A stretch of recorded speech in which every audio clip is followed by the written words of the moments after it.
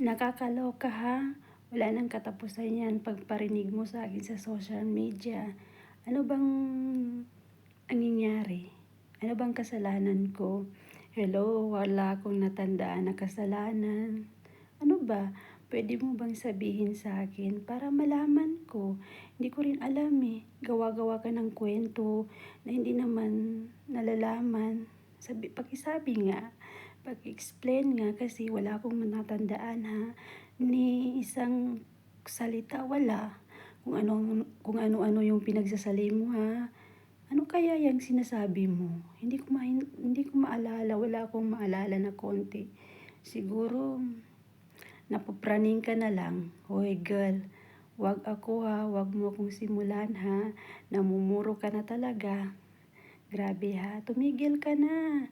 Kasi baka hindi ako makapagtiis ha. Aywan ko na lang, baka makakalbo ka siguro. Okay, please lang girl.